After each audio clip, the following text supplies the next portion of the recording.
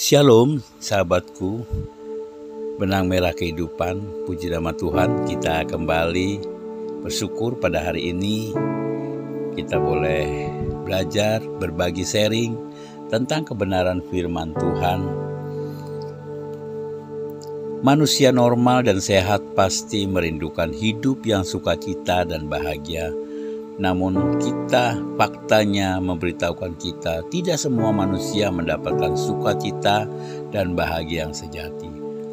Sebab manusia mencoba mencari definisi dan makna sukacita itu dan bahagia dengan caranya masing-masing. Karena tidak ada seorang pun yang bersempurna dan benar, maka semua usaha manusia itu akan menjadi sia-sia. Tidak heran banyak orang yang masih berjalan dalam kegelapan di dunia yang fana ini. Sebelumnya kita akan berdoa. Bapa yang baik, Allah yang kami sembah di dalam nama Yesus Kristus, sungguh kami ucap syukur dan terima kasih buat penyertaan-Mu sepanjang hari ini Tuhan. Kami bersyukur jika kami masih diberikan kesempatan hidup sehat, menikmati akan kebaikan-kebaikan-Mu Tuhan. Bapa, kami akan berbagi sharing tentang kebenaran firman-Mu, bagaimana apa yang menjadi tujuan hidup kami. Berikan hikmat-Mu, pimpinlah kami Tuhan, apa yang kami bagi melalui sharing hari ini Tuhan. Ampuni setiap dosa dan kesalahan kami, karena kami tahu kami adalah orang-orang yang lemah, tapi kami bersyukur, biarlah kami mau belajar untuk kebenaran firman-Mu. Terima kasih Bapa di surga, hanya di dalam nama Tuhan Yesus kami berdoa dan mengucap syukur. Puji nama Tuhan, kita akan belajar di dalam Pengkhotbah 2 ayat 3 sampai dengan 11. Hidup tanpa Tuhan semuanya menjadi sia-sia. Siapa yang tidak tahu Raja Salomo, dia adalah raja yang termasyhur di dalam Alkitab. Selain dikenal sebagai raja yang berhikmat, Salomo juga seorang pengusaha yang hebat. Dia berhasil memajukan usaha pertanian dan peternakan. Salomo juga memiliki banyak pekerjaan dan budak. Dia juga membangun istana dengan sangat megah dan indah. Kekayaan Salomo begitu melimpah. Tetapi meskipun ia memiliki harta berlimpah serta memiliki kehormatan dan kejayaan, bahkan bisa dikatakan tidak kekurangan apapun, namun sangat disayangkan karena keberhasilannya justru menilai segala sesuatu yang diraihnya adalah kesia-siaan. Bahkan di akhir tulisannya dalam kitab Pengkhotbah, Salomo memperingatkan kepada kita untuk tidak melupakan Tuhan.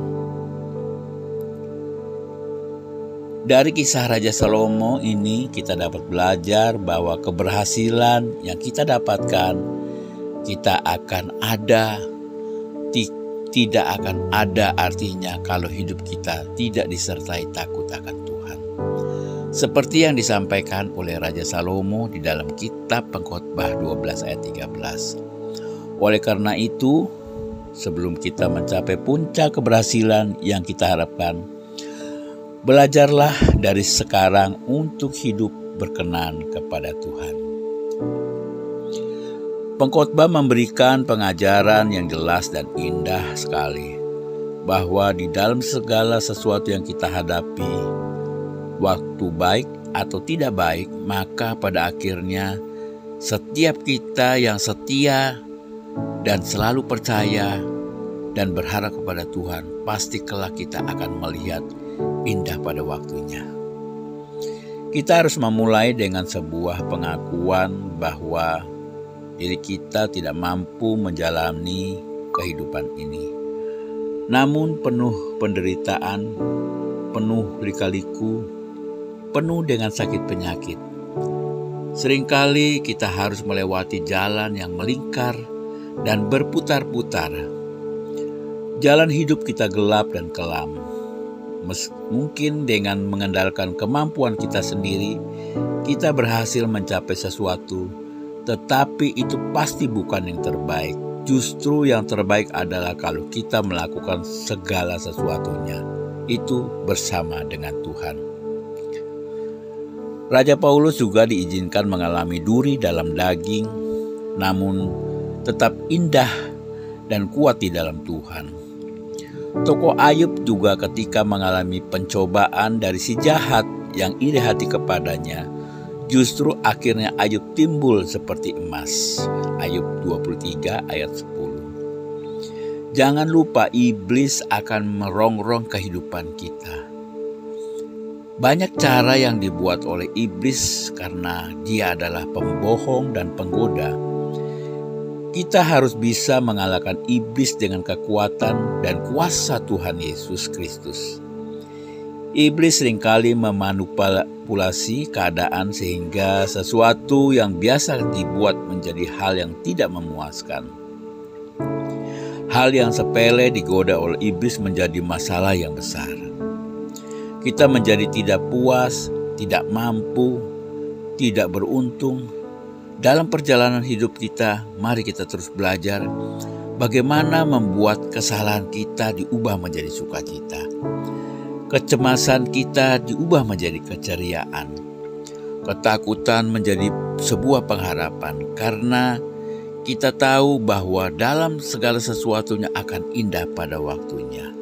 Waktunya Tuhan, kita yang selalu baik. Seorang rekan mengirimkan saya kepada sebuah tulisan indah, bunyinya, "Aku meminta dari Tuhan setangkai bunga yang segar, tetapi Tuhan memberi aku kaktus yang jelek dan penuh duri. Aku meminta kupu-kupu yang cantik, tetapi Tuhan memberikan aku ulat yang jelek dan berbulu. Aku kecewa dan sedih. Namun beberapa hari kemudian, kaktus itu berbunga dan indah sekali. Dan ulat itu menjelma menjadi kupu-kupu yang amat indah." Itulah jalan Tuhan, selalu indah dan tepat pada waktunya. Jalan Tuhan memang kerap kali sukar dipahami dengan pikiran manusia yang terbatas. Namun kita tidak paham mengapa Tuhan memberikan ulat dan kupu-kupu dan bukan kupu-kupu. Ingatlah Tuhan berkarya tepat pada waktunya. Setiap keadaan sulit dapat dipakai Tuhan untuk mendatangkan kebaikan. Tuhan mengizinkan proses menyakitkan dalam kepompong untuk membentuk ulat menjadi kupu-kupu yang cantik. Sebab itu, hadapilah segala permasalahan walaupun menyakitkan.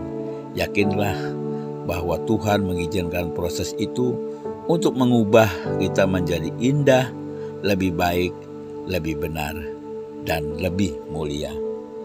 Puji nama Tuhan, biarlah firman Tuhan ini memberkati kita. Bagi yang senantiasa suka dengan firman Tuhan ini, kita selalu mendukung dengan komentarnya, like dan subscribe-nya. Tuhan memberkati.